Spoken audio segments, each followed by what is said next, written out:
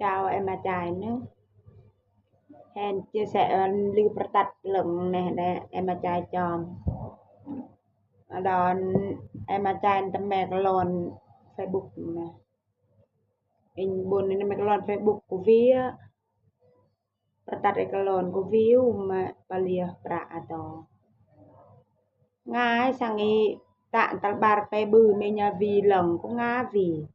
Mọi em to in buồn là vì mà to tersin na lẹ im hạ tìm mà lẹ y follow ngài cũng ngá nghe vợ Facebook một tệ mở giòn ya mà có việc còn tỏ nên buồn nghe ngài cũng ngá vì một thời gian anh buồn là nhà cũng ngá có tỏi nào mà nằm anh buồn có ai kiên trì rồi hẹn cái lồn nó mới lấy cho mới thành công nhau lại mà cái lồn